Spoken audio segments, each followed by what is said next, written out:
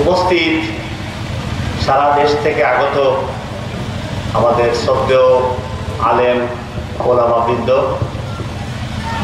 উপস্থিত সুধীমণ্ডলী, উপস্থিত মেহমানগণ, আসসালামু আলাইকুম রহমতুল্লাহি ওয়া বারাকাতুহু। আমি আজকে খুবই আনন্দিত এবং খুবই সম্মানিত যে এই হুজুর কেবলা মৌলানা আব্দুল লতিফ ফুলতলি সাহেবের ইসালের সব মহফিলে যোগদান করবার সুযোগ পেয়েছি এবং আপনাদের এত বিশাল এই হাজার হাজার মানুষের সমাবেশে আমি উপস্থিত হতে পারছি। আমার এই সুযোগ দেওয়ার জন্য আমি হুজুরের সুযোগ্য সন্তানবৃন্দ, বিশেষ করে ওনার সাথে আমার খুবই ভাইয়ের মতো বন্ধুর মতো সম্পর্ক মৌলানা হোসাইনুদ্দিন সাহেব, তাকে আমি ধন্যবাদ জানাচ্ছি এবং আমার আন্তরিক কৃতজ্ঞতা জানাচ্ছি। এখানে সময় কম, নামাজের সময়ও হয়ে যাচ্ছে, আমি বেশি সময় নষ্ট করব না। একটা কথা এখানে আমাদের বাহাদুর সাহেব উল্লেখ করছেন, এই জন্য আমি প্রশংসাভাবে বলতেছি যে আমার খুবই বড় সৌভাগ্য আজকে এখানে উপস্থিত থাকাটাই বিরাট সৌভাগ্যের ব্যাপার। তো আমি যখন খুবই ছোট ছিলাম তখন স্কুলে যাওয়ার বয়স আমার হয়নি। আমার বাড়ি বেরিবাজার থানা কসবাগান। হুজুর তখন বিভিন্ন জায়গায় যেতেন, তার প্রচুর গরুব ছিলেন। আমার এখন মনে আছে, লম্বা চাদর ধরে সবাই থাকতেন মহিলারা ঘরের ভিতরে, তারপর তিনি তওবা করাইতেন এবং তার মুরিদ হিসাবে গ্রহণ করতেন। আমার বাড়িতেও এরকম ব্যবস্থা ছিল। তিনি আমাদের বাড়িতে গেছেন কয়েকবার, থাকছেনও। আমার চাচা হাফিজ এবং সেই সূত্রে তার ছাত্র, সেই সূত্রে সম্পর্ক এইভাবে একটা ছিল। তিনি আমার সৌভাগ্য যে তিনি ছোটবেলা বাচ্চাদের দেখলে সবাই যা করে তিনি আরো আমার হয়তো একটু বেশি করছেন। তিনি আমাকে তুলে নিচ্ছেন, আদর করছেন, চুমু দিচ্ছেন, এইভাবে আমাদেরকে আদর করছেন। ওই সময় আমার কি সৌভাগ্য দেখেন, আমার আল্লাহ রাব্বুল আলামিনের কাছে আমি কৃতজ্ঞ যে এইরকম হুজুর আমাকে এই ছোটবেলা আদর স্নেহ যত্ন করছেন। এবং সেই কারণেই হয়তো আমি যা না তার চেয়ে বেশি আপনারা আমারে স্নেহ করেন, মায়া করেন, কিংবা আমারে ভালো মনে করেন। আমি আজকে শ্রদ্ধার সাথে স্মরণ করতেছি আমাদের হুজুরকে, যিনি এই অঞ্চলে প্রায় 100 বছর ধরে ইসলামী জ্ঞান চর্চা, ইসলামের সঠিক ব্যাখ্যা এবং ইসলামের সঠিক পথ প্রচার করা মানুষের কাছে এই যে গুরুত্বপূর্ণ কাজ করে সঠিক ধারায় রাখবার জন্য যে হাজারে হাজারে লাখে লাখে মানুষকে অনুপ্রাণিত করছেন, এটার কোনো তুলনা নাই আমাদের। অন্তত আমি সিলেট বিভাগে কোনো তুলনাই হতে পারি। কারণ ইসলামের তো সঠিক ব্যাখ্যা সময় সময় দরকার হয়ে পড়তো। অনেক সময় আমি গেছি, কোনো বিতর্ক উঠলে তিনি যে ব্যাখ্যা দিচ্ছেন এটা সবাই গ্রহণ করে দিচ্ছে এবং এটাই সঠিক। সঠিক ব্যাখ্যা, সঠিক প্রচার, সঠিক বিশ্লেষণ, এই যে ইসলামের খেদমত, এটা অতুলনীয়। তাই আজকে তিনি আজকে জীবিত নাই, অথচ তার চেয়েও মনে হচ্ছে অনেক বেশি সমর্থন তার পক্ষে রয়েছে। এই যে আজকের মহফিল থেকে এখানে বোঝা যায়। আসলে এই মহফিলে না, মাইক লাগানো হয়েছে বোধহয় 1 মাইল 1.5 মাইল 2 মাইল দূরে দূরে মাইক আছে, শুনে শুনে দূর করে শোনা যায়। তো সময় কম, আমি এই কথা বেশি বলতেছি না। আমি শুধু শুকরগুজার করতেছি আল্লাহর কাছে যে আমার এই হুজুরে এরকম মায়াস দেওয়া করছেন। সেই কারণে হয়তো আমরা এখনো সব থাকার চেষ্টা করতেছি, অন্তত সব থাকি আর না থাকি চেষ্টা অন্তত করতেছি এই শিক্ষাতে। আর কথা কম দেখে আমি অন্য কথায় আসি। এখানে আমাদের মৌলানা হোসাইনুদ্দিন সাহেব আছেন, তিনি আল ইসলাম নামে যে প্রতিষ্ঠান আছে তার সভাপতি।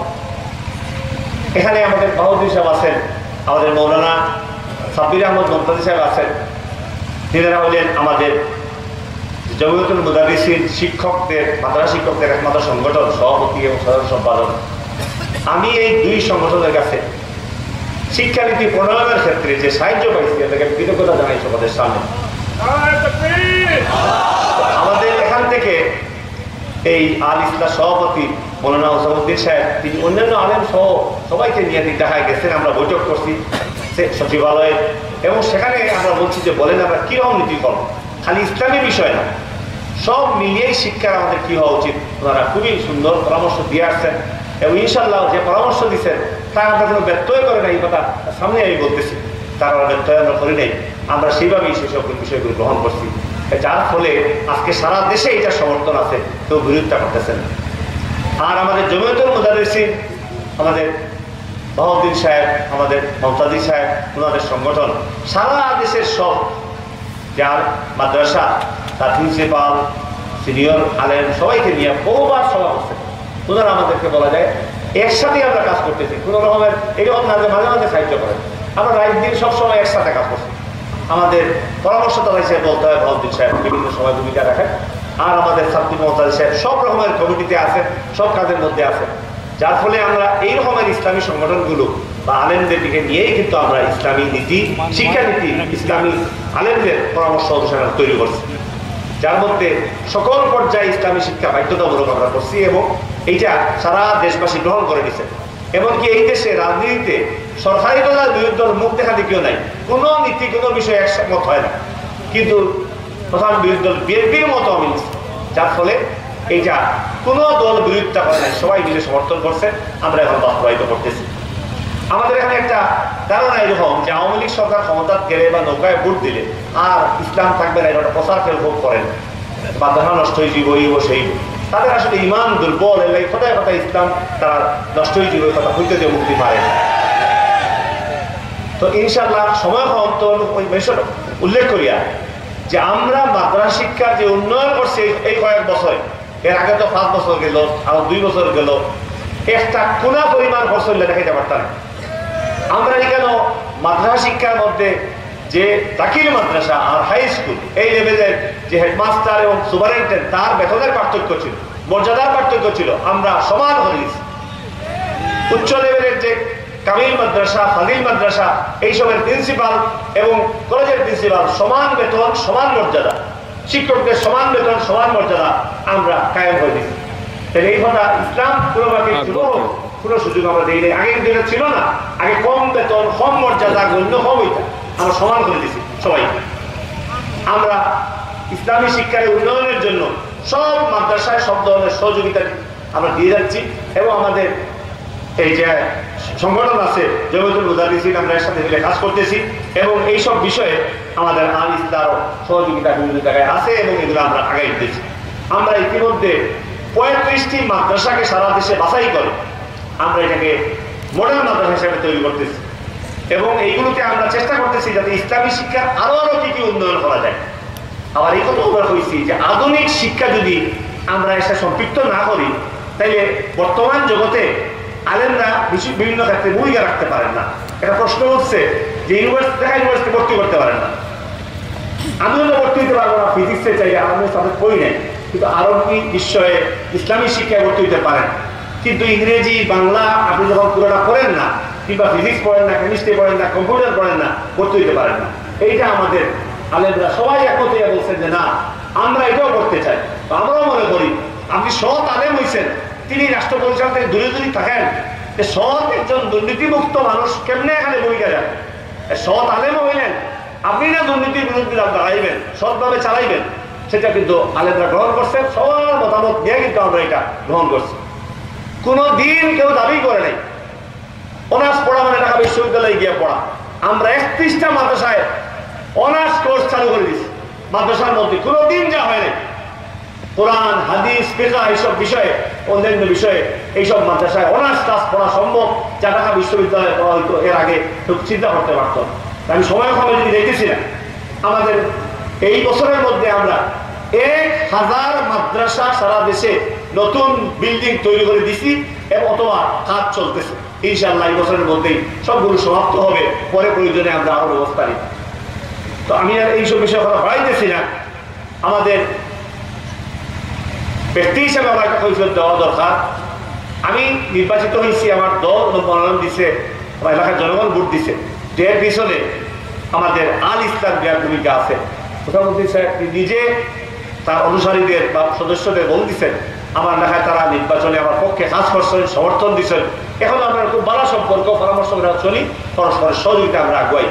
তাতে আমরা ইসলামেরও খেদমত করা যায়, জনগণেরও খেদমত করা যায়, সবাই মিলিয়ে আমরা আগাইতাম পারি। আর আমি এই জন্য আপনার কাছে কৃতজ্ঞতা জানাই, আপনার সংগঠনের কৃতজ্ঞতা জানাই, সবার কাছে কৃতজ্ঞতা জানাই।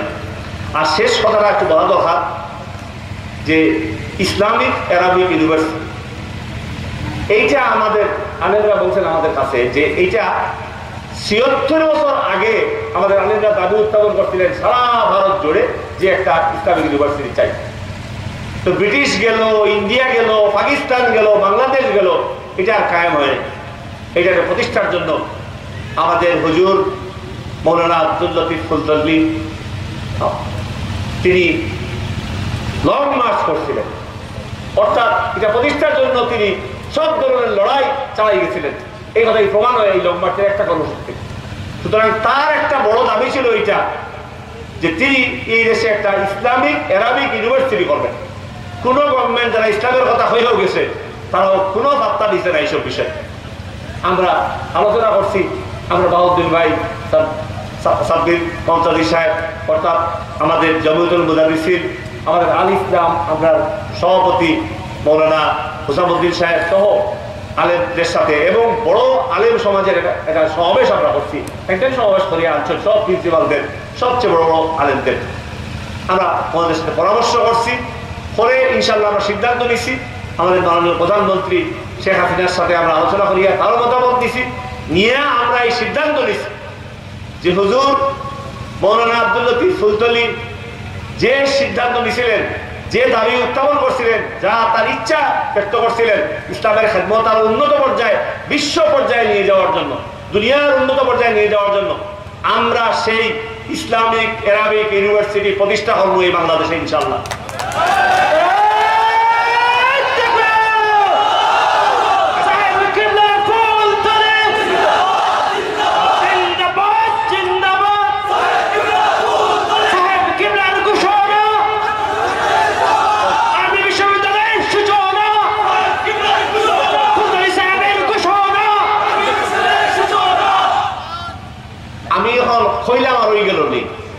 আমি তো আপনারা খেয়েও খাইলি মুগি, আমার কেউ খাইলা না, হয়তো গাইল দিলা ইলা নাই, হাসা হাসাও জিনিসটা বুঝে নেওয়া দরকার আপনারা।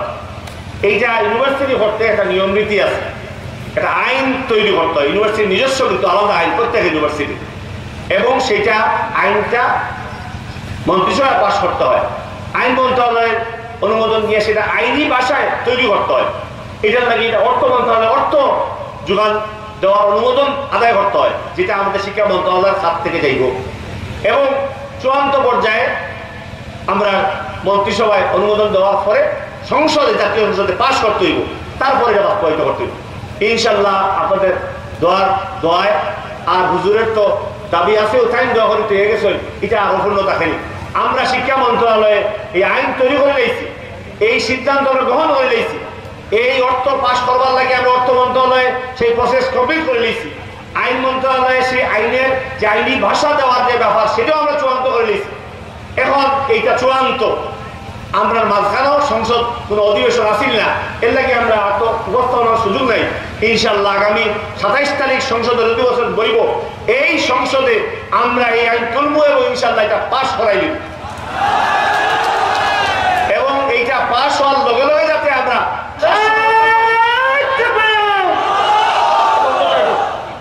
এইটা দরকার ফাঁস করে বইতাম আমার 6 মাস, তো ইলা করতাম না আমরা। এর মধ্যে আমরা জানেন, আমরা মৌলানা জব্দি সাহেব জানেন, আমার বাবু বুকাই এবং আমরা যে মৌলানা সাব্বির মমতাজি সাহেব, আমরা ইতিমধ্যে কতগুলো প্রাথমিক কাজ করে নিচ্ছি।